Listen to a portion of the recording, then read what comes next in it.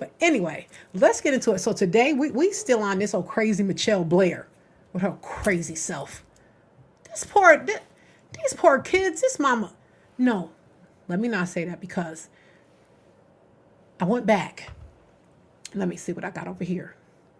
Now, I did go back on her to try to figure out, because my thing was, who was this woman before she became freezer mom? Sometimes things happen. She was left by herself. Baby daddies were both in jail. She's already had mental problems. The family was aware of it. She alienated herself from her entire family. They would call. Now check this one out. Her family didn't know that all her baby daddies was in prison, allegedly. So she said they would call and she would tell them, oh, they with their daddies. So she purposely did this. Why? We haven't figured that out yet. But I will say this. Let me see. Okay, so this timeline, we went through this. Now this is our second day on this. So 2012 to 2014, she alleged abuse claims inside the household. So why she was doing these things. I wish I can get into her head. I think that'd be even better. So like I said, this is part 2. We still breaking it down. So why did she do this?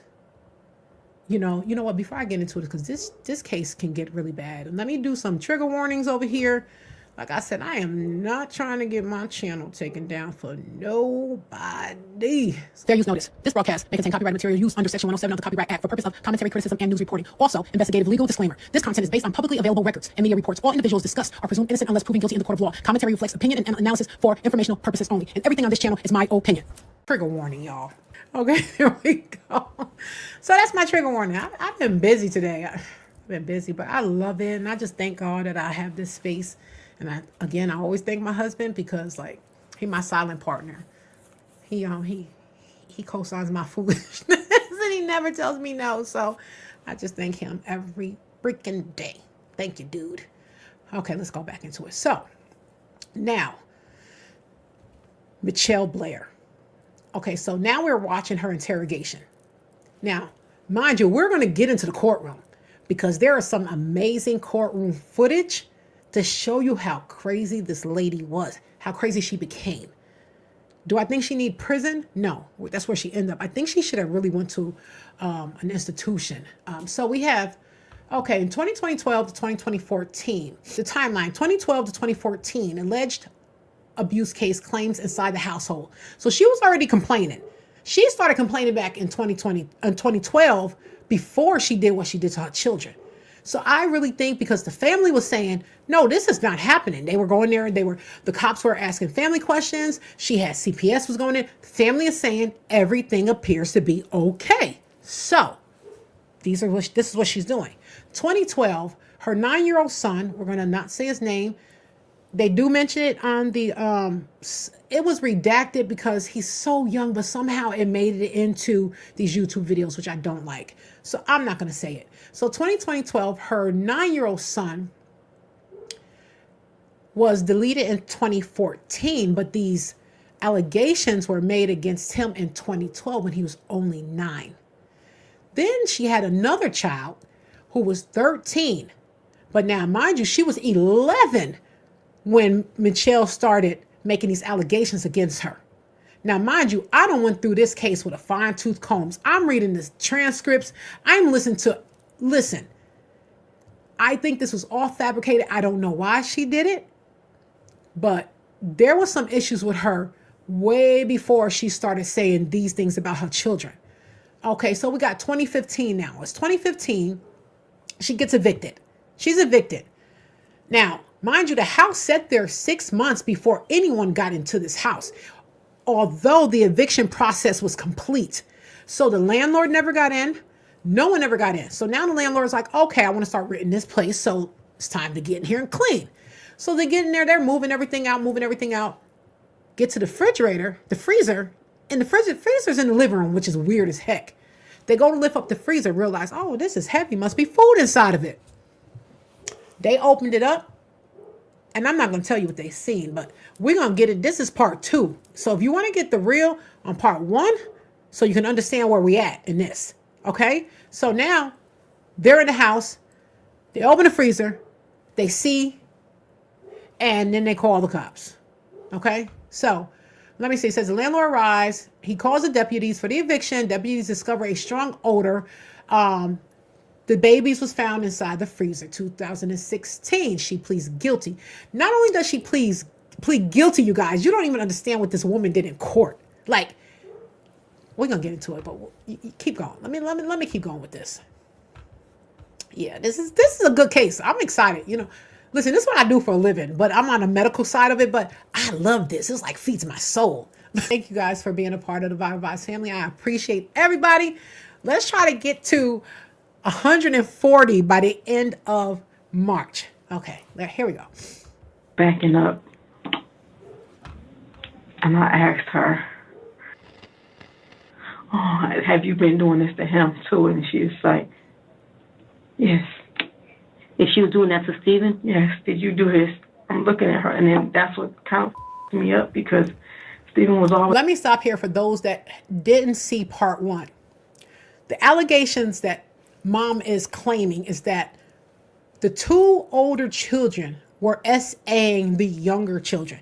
Now, mom claimed that they were SAing these children for years, which makes no sense because they lived in a very small apartment. Mom did not work.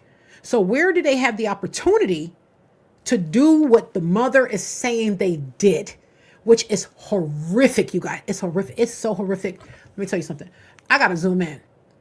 It is horrific, the things that these children, she claimed, allegedly did to their little brother and sister. Let's keep going. There's an arm baby. People was like, "Oh, you hang on your shoulder." Sony, she said yes, because it was right here telling everything basically. Michelle admits that she choked Stoney while she confessed to the alleged assault. This makes it hard to judge how reliable the confession is, because she would have been fearful for her life at the time. At what point do you kill Stoney? I hit Stoney in the head. With what? Like you feel a stick. What was that? It's like a stick. Michelle takes a few long pauses before responding, which isn't her normal speech pattern. She struggles to say that she hit Stoney on the head, or maybe she hesitated because she was trying to remember what happened. Hitting Stoney in the head with a stick is a felony assault, as she's using a weapon to assault her. It's just a wooden stick? Yeah, but it's thick, you know what I mean? About this long. So I had him laying like this. And while I was talking to her, when I'm looking at her, and I was asking me, "Why did you do it? Tell me the truth." And she just came out. She was like, "Hurry, him." I couldn't. So I'm hitting her in her head, and I'm like, he was a baby. How big was it? About that big? About this. It was blue. I just started talking for a minute, and she was just quiet over here. And I just turned around and looked at her, and I went back to her. And I punched her again. And I just told her once, I just, same thing. So he tell you some more stuff, you punch her, and then you tell her to go to her room? Yes. No, I didn't just punch her once, though. You know what I'm saying? He went on for a while. Michelle offers details that the officer doesn't ask for. This shows that she feels justified about what she did. Instead of minimizing her behavior as most suspects do, she clarifies to let the officer know it was more severe. She was up in her room for like 2 days. I wouldn't talk to her. After the first day I found out, I did what I did by going there and give her food. Then I get pissed at myself that I gave her food because y'all was stealing food from him every day. That's why he go to sleep hungry and wake up hungry. So okay, so you give her food. I stopped giving her so much. So I fed her like twice a day. And I didn't touch her for a while. Let me ask you this. Did you at some point, stop giving her food, period? What you mean? Did you starve her? Basically. It went down from 2 times a day to 1, and it was only oatmeal. oatmeal and water. Like Stephen, Stoney didn't die in the heat of Michelle finding out about the abuse. She was slowly and methodically killed by being repeatedly harmed, starved, and tortured. This evidence shows another premeditated kill. Now, you guys, check this one out. This went on for months. She tortured these two for months. It was her, the things, she did everything but pluck off their toenails and their fingernails over allegations that she made up in her own head. These babies had to suffer. They did absolutely nothing. They did nothing. Let's keep going. This case gets crazier and crazier and crazier. I promise you, it gets crazier and crazier. Let's go. So you basically starved her, right? Is that how she dies? No. Okay. There's more? Tell me more. Okay, so How long did this go on for? in almost 2 weeks. But the hitting wasn't. Just a starvation? I You said did just 2 mess weeks? her up that first day. Huh? I did mess her up bad that first day. She was still walking around, and I don't know. I was functioning, but I take her little food up to her, and I even go up and I sit in the corner and I just talk to her and I look at her like, we talk for a second, like, I just say, how did you do this? And I just talk about all of us and what we're supposed to be like, and I just leave the room. This again shows Michelle's depravity, because just like with Stephen, she went from talking to these children, which is something that's done when a person is in a more calm and rational mental state, to then inflicting abuse that ultimately killed the children. This is what I'm trying to get to him, trying to tell her, give me a hug, say, you don't love your brother, you can't tell him that. She says he's retarded. He heard her say that. He's retarded. He's annoying. Yeah. And she just went, oh. She cried because I wanted her to give him a hug.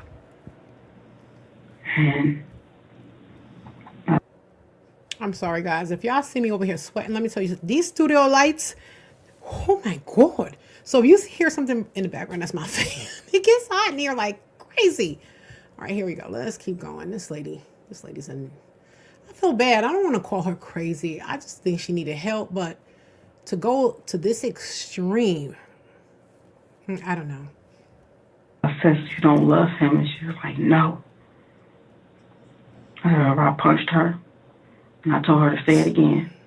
She's saying no, like, it hurts you. You hate him that much. You don't want to hug him. And So what did you do when she did that? the blue pipe, Excuse me? the blue pipe, the wood thing. Uh-huh. Was it a pipe or a stick? Well, it was, I guess you can, it's a wooden, but I call it a pipe because if you hold it in your rounded? hand, yeah, and it's blue. Where did it come from? One of the bad parts, like, you know what I mean? What, was it metal or was it wood? It's wood. And it was about a foot long? Thick. Okay. Okay, so you hit her with that? Yeah, when I say thick, it was thin, but it was sturdy. That's what I'm saying. Like, it, I hit her with that. Where did you hit her at? I hit her in her head, mostly in her head. She had Several times? a lot, yes. Like, little lumps everywhere. So she survived that assault? Yes, and she was fine. Not fine, but she was mobile. Okay, so what happens then? Does she go to her room? Well, that's, okay, so I'm trying to get to this part, but I'll finish this out. And I'm looking at her like, what the And I just grabbed her, and I'm in the closet. Just got a towel. And just put it right here, and I put ice wrapping it, told her to get in bed and just keep it back. She asked me because she stood up. So I said, okay. You said you go in the closet and grab a towel? Yeah, go in the closet. The crazy thing about what she did was she would torture them, treat them, wait for them to heal, and start all over again. Can you imagine?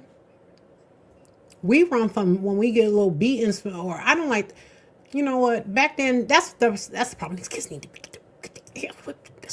But I'm just saying. Can you imagine? You'd be scared. Your mother said, "Oh, the teacher don't call. The teacher don't call my job today. When you get home, yo is grass." And you're like, "Oh my God!" And you only got it for that day. Or sometimes you may come home and it's like, you know what? You're on punishment. You're grounded. She tortured these children day in and day out. She took them out of school. So that's my problem. They're not in school. People know they're not in school. Where's the teachers? Where's the principals? Where's CPS? Where is everybody that's supposed to be looking for these children? Come on now. Everybody failed them. And my thing is, when everybody failed them, they need to do a chain line, lock everybody up. Everybody that didn't check in, everybody that didn't come see grandma, grandfather, cousins, uncles, daddies, teacher, principal, the church, everybody. Everybody failed these kids.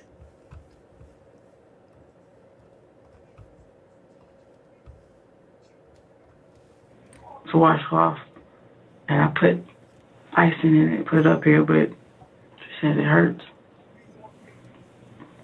And she was sleepy, so I let her go to sleep. I know I told her to go to her room, and after I finished helping her with this, I went and drank. You gonna drink? Go sit in the basement. No, I don't. You went to the basement to drink? Yes. Michelle may be using alcohol to cope with her emotions. She doesn't allege that she has diminished capacity due to her drinking, nor would that be a viable defense, as she can clearly recall details of the days that led to her children's deaths. You know everything you're doing is what? Wrong. I know that. And it's like, I can't explain it to you. I was in between, like, crying, like, what the you doing? It's your kids. And when I got right back in her face, and I like to, just the fact that you told her, I used to tell my baby, she's not going to save you. You know what I mean? Like, she's not going to save you. So he told me that, I'm telling you, he said, thank you for saving me. He said that. No, I just don't understand why he didn't tell me about her sooner, and that still wouldn't have been happening. Michelle clearly understands right from wrong. This shows her criminal intent, or intention to commit the crime, which is relevant when charging someone with murder. So what ended up happening?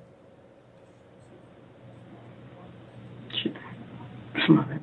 Smothered. You smothered her? Yes. She again exhibits shame by her lowered tone of voice. Was it that same night? You go to the basement, you drink? Oh, no. I get like that. No. This was a while later. Like a day, 2 days later? No, maybe days, because... Like how many days? I don't know. But, So after a few days go by, right? You just go upstairs and you smother her? No. Okay, tell me what? This is, I want to say after, it's like I didn't touch her again. For a few days? Yeah, you know what I'm saying? So Yeah. It's like we're going on in the second week now, and I'm just sitting in this house now. The conversation we had about, and I smothered her. Okay, but I want you to walk me through it. So, do you go upstairs and just say, you know what, I'm going to smother her, and you just smother her? I really like this lady. She needs her own show. And when she interrogates, she is no joke, and she does not play. Trust me when I tell you, she has no bedside manner. Especially if she know you trying to fool her. Oh, hell no. I love her interrogations. No. Or you guys have a conversation? She was laying on the floor. She said she was laying on the bed in her room. Okay. So I came in and I sat down. So you go in her room? Yeah. And I scared her because she was asleep, but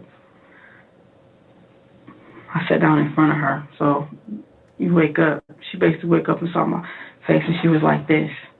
And, I just kept asking her, are you ready to apologize? Now, when you asked her if she was ready to apologize, what did she say? She said,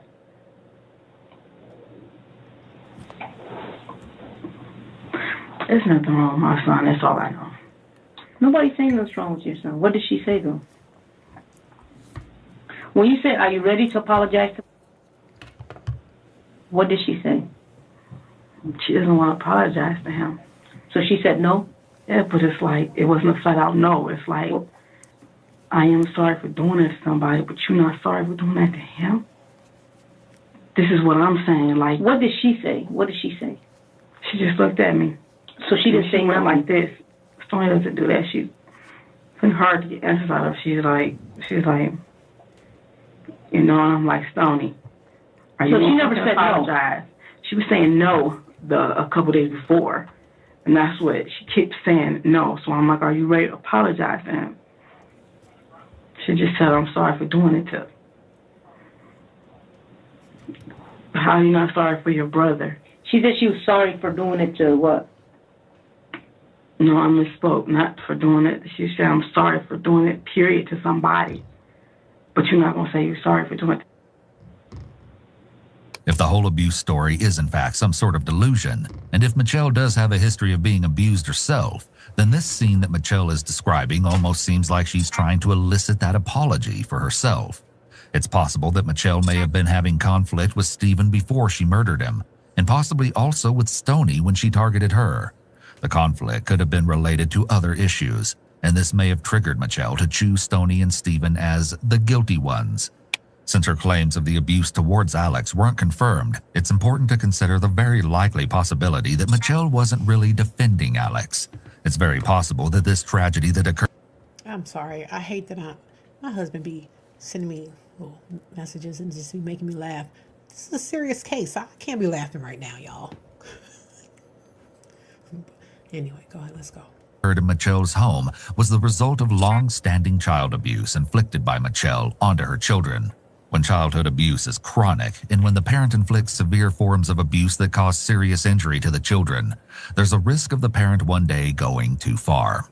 The abuse can easily turn deadly, which seems to be what occurred with Stoney and Stephen. It seems that Stoney's death was more so a direct murder, unlike Stephen, who died as a result of the abuse. Maybe because Michelle felt that what Stoney did was worse than what Stephen did. Plus, she later learned that Stephen had been allegedly abused by Stoney. So this caused Michelle to see Stephen as a victim like Alex and like herself. So you punched her Yes. more than once? It was basically. Now she's insinuating that, let me go back over here to my notes, that her 9-year-old son and her 11-year-old daughter was doing the unthinkable to her 6-year-old and her 8-year-old at that time. But even though she pleaded guilty to it and gave this scenario when she was in court, we're going to go over the court case too, so don't worry. We're going over everything. Nothing was found. These children, they received the rape kit, everything. Nothing was found. So to this day, I don't know why she did what she did. All right, you guys, let's keep going. Really I fast. love this stuff. I punched her. She actually hit me back. You know what I mean? Because I punched her so hard. Well, she reached up and she hit me back, so I slammed her on the ground. And I heard her like this. She looked up and she was like, I didn't mean to do that. It was like a reflex. And then that's like the part is, Stoney always had a problem with fighting. You know what I mean? So it's like I had a whole lot of feelings at once. I don't even think understands, but like I was actually kind of proud of her for actually hitting back. Because I've been fighting for them all my life, yo. You got these kids hitting you and doing stuff to you, or to try to fight you, and you won't hit back. And I know it sounds up, but I was actually proud of her for actually hitting back.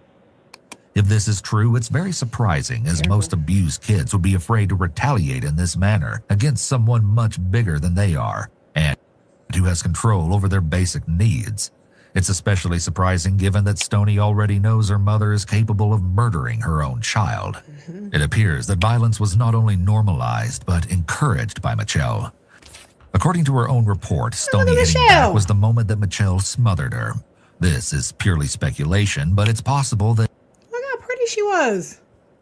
Pretty little thing. What the heck happened to her? Wow, she's a pretty lady. Wow, that's crazy. She just lost her mind. Why? Something. I wish I could go back. I'm going to just try to research her more back than what I've already did, but look at her. She cute.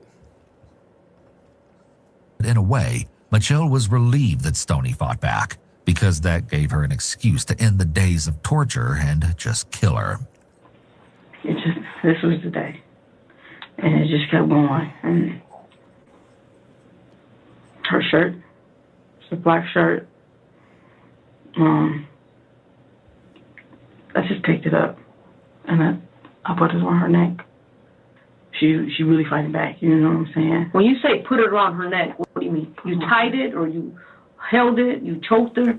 I put it on her neck, and first I was in front of her, but as we tussling, and we both fell, cause I'm heavier, you know, and I'm holding it, but that's still not what did it. And yes, I did tie it because before I got up, I remember I tied it. And she got up too, and of course was backing up for me, trying to get away from me. You say She got going, we still in the room. And she gets up. After, yeah, she gets up and was backing away, and I grabbed the bag. Okay, you grab a bag. I just. And you put the bag over her head, or you just put it in her mouth? No, I held it over her. You what? I did both. I didn't put it in her mouth. I held it over her nose. At first, you know how you. And then I put it over her head, had it up there like this. She expresses very little emotion about doing this to her own child. Michelle's reenactment is very useful evidence, as it's even more impactful than just words alone. Then what? Did she stop breathing at some point? Yeah, that's what did it. That's what I did to kill her. Her voice was also very low here, almost whispering. What do you do with the body? Tony's body. Freezer. On top of Steven. Huh? Freezer on top of Steven. I didn't wrap her in anything. Again, she's whispering. This indicates that it's possible she felt more remorse about Stephen's death than Stoney's. This is also evident in the way she directly murdered Stoney versus Stephen, who she said was not intentional. You'd think that after the trauma of murdering her son, of being reminded of what she did to her son every time she looked at that freezer, she'd be unable to do what she did to her daughter. Did you show them? Did you show them the body? Yeah. Not for a while. How long did it take before you showed? Not even a week. What was their reaction? What? Just crying a lot. She actually showed the bodies to the younger ones? What? What was she trying to prove? Like, oh, listen, if you don't wash those dishes, you're gonna end up in here too? There's a reason why they call me Freezer Mom. What's she trying to do? Intimidate them? I don't even understand this. Oh, God. Just looking like, he didn't say nothing, he was just looking at me. And he started crying. I asked him, why you crying? He said, you're gonna be in trouble. And I just told him, you know I am. He told me God didn't like that. He don't like none of that stuff. That was his words. God don't like none of this stuff.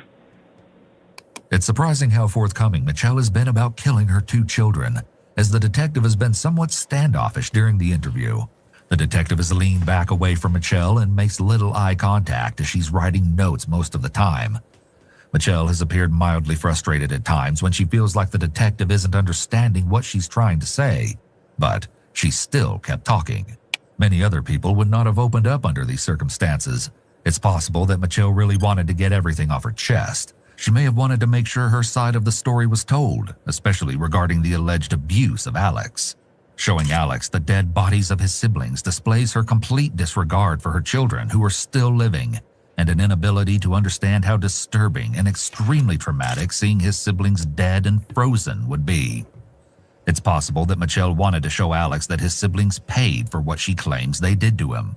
On top of that, the fact that the freezer was in a main area of their home would have meant there was a constant physical reminder to the living children. That's what I couldn't understand. Why was that freezer next to the TV in the living room, the common area? See, but this guy is speculating why she did what she did. But I don't think anybody can get in the head of this woman, because no one can get in the head of a woman who deletes her children. That is something so deep. I don't even want to go that deep into her head to figure out, why would you lay on your back? I don't know how many hours she was in labor, but 36 hours, whatever. 2 hours is too much. And you did it 4 times? Let me tell you something. This lady needed help. Medical help. She don't need to be in nobody's jail, nobody's prison. She needed to be in someone's institution. This is just the beginning, you guys. Because in court, she literally says, I don't want no court. I don't want no jury. I don't want nothing. I'm going to just spill my guts to the judge because I'm pleading guilty. I don't need all this. Let's save the taxpayers' dollars. This is what she said. Let's save the taxpayers' dollar and let me get in here and confess in front of the judge. And we get into it. Oh, I promise you, this onion has to be peeled one layer at a time. And now let me ask you this question, because I know we went on to talk about all the different things that they supposedly did. They did it. But are you a stay-at-home mom? Yeah. Okay, so you're always. How much time do you say, like, how much were you? How much time do you? Me up. I'm sorry. Did you hear what she asked her? I can't be sorry. This is my channel. And we talking about it. She said, are you a stay-at-home mom? She said, yes, I am. I'm not a stay-at-home mom. I work from home. It's a big difference. I work from home. Do I know what's going on in this house 24/7? And my husband may not? Yes, because he works outside the home. So I know what's going on in my house more than he does, because he's not here as often as I am. I'm here every single day. I have been blessed to get my girls off the bus for 20 years. Your girl has worked from home. It's nothing that's going on in this house that I don't know. And you're saying that you work from home and your kids has been doing this for 2 years. Where are you? In a drunken stupor? I don't even get it. I don't get it. Listen, I know what an ant fart in this house. And I'm here by myself. I'm like today I heard a noise. I was like, what was that? I turned on the TV. I'm in the office. I'm like, I know I heard something. Listen, I can hear a mouse hiccup. That's how quiet it is. So for her to work from home, shit, all of this story stinks. You know? No, because I want you to tell me how, because you're pretty much always with them. It's like, you're always with them. So yeah. At what point does this happen that you don't know, have no idea? That's why I sat there and kept asking them, like, Stephen will do this. If he says, Mom, can we go upstairs and play? We want to play with our toys. And I'm like, no, sit down here and watch movies with us. And he quiet. And he said, we want to play upstairs, y'all girls. Then came from Stephen. This is to get him upstairs. Then you hear a big ass boom. He's like, what is that? That's Stephen knocking him off the bunk bed, like straight off the top bunk bed. I didn't know none of this till after that, but it's like they're brothers. Like Aaron was like, y'all girls, I don't want to watch this movie, or can we play? How many rooms in your house? 3. Are you sure? What do you mean? How many rooms you got? Bedrooms? Yeah. 3. The detective may be trying to get her to recognize the big hole in her story. When would her older kids have had the opportunity to abuse Alex if Michelle was always with them? Did you, when I told you that, did you ever try to seek any type of help? No. Why not? If I did, I would have to leave them. Not necessarily. Right then. Why would you have to leave them? If somebody's doing something to your child, why would they take your child from you? Because that's brother and sister. That's brother and sister, and that's in the family, and it's like, that's brother and sister. But they would take the offender out, not the innocent party. But then you'll look like how did you let this happen? Okay, That but- was all in my head. Like, I want to stay with them as long as I possibly can. I knew this day was going to come. Do you feel what you did was wrong? I know it was wrong. What do you But think your punishment it's wrong should in be? the eyes of God, okay? In your eyes, I'm asking you, not in the eyes of God. In your eyes, do you feel like you did what you had to do? I didn't have to do that. It was wrong. Look, I don't want to say yes, but my son told me I saved him. Michelle's emphasis that Alex said she saved him shows that she may not think what she did was wrong despite understanding it's illegal. On the other hand, it's possible that she's lying that Alex told her that she saved him in order to justify what she did. By doing this, she can portray herself as Alex's hero. Let me ask you this. Do you think your son has a problem? No, Because you said that throughout this interview. You because said this is several what times. had me so scared. You told me several times that your son doesn't have a problem. He doesn't. So why would you bring that up? Nobody's accusing him of having a Because problem. that scares me. And how you read it back, it's like, yes, those are my words, but just to hear it like that, I don't want people to think. This is my biggest fear. When I'm gone, people are going to be unfair to me because y'all are thinking like, oh, he got to be crazy. Somebody done, his brother and his sister, he crazy. I don't want people to shun their kids away from him, for him to not have friends. Her concern about what other people will think of Alex is delusional. These concerns are also extremely minor compared to the things she had him endure by killing his siblings and showing him their bodies. Yeah, did school ever inquire about them, stoning Yeah, like and... attendance, you know what I mean? And basically, I dropped them. And actually, I told them I was moving. So that's how I was able to drop them. I went up to the school, and I was talking to the teachers, and I actually wanted to tell. I started going into it, and some told me to stop. But I was telling one of the old teachers, hey, what had happened, and the security guard, but I didn't tell them that I did anything to them. I just, I'm dropping them. Try to see what we can do. I told them I was moving out of state with my brother. Children are not legally allowed to drop out of school until between 16 and 18, depending on the state they live. In Michigan, it's 18. Give me 1 minute. What I need you to do in the meantime, I need you to start reading these. These are the questions I asked you and the answer that you have answered. If I misquoted you, or if something... Stephen? Yeah, I get to that. That's how I thought it was, and that's why I asked you, and I have it down here. If there's something here that I misquoted you, let me know, and we'll fix it, and I'll initial it. Okay, start reading that. I'm going to step out for a second. I'll be right back. Okay? It's like a lot of other things. Oh no, we're gonna talk about it.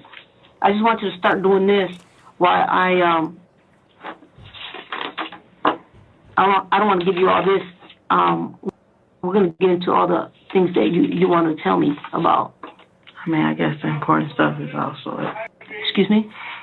Important stuff is also, I guess, it is. No, it's all important. We're gonna get to it. Okay, just give me 1 minute, and then we can continue this. Just give me 1 second, okay? The same way you see if my aunt has. Yep, I'm gonna go check on that right now. Could they possibly still be here? They could. Let me go find out. Okay? Are you allowed to tell? I know. What do you want? Just tell them I love them. Sure. My kids. Yeah, of course. Okay. Just give me a minute. Okay. Okay? You need anything? Drink a little bit of water. I'm back in like 2 minutes. I just can't hold this like this no more. It's like, I understand. I'm gonna come back to and get it off your chest, okay? The officer steps out and allows Michelle to read over her answers. This is done so that later she can't claim she misunderstood the questions, or the officer fabricated her answers and didn't write what she actually stated. Obviously, the tape can also confirm what was said.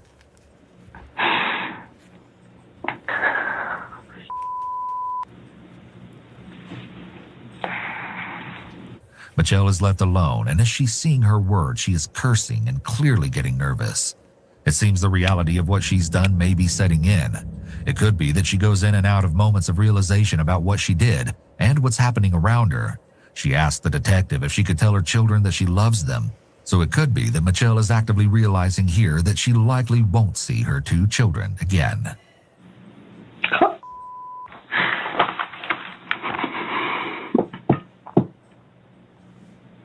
This is a 3-hour interrogation, so I will be doing this in parts. We're going to end it for tonight. You guys be blessed, be safe, get home, hug your family. Tomorrow's not promised to nobody.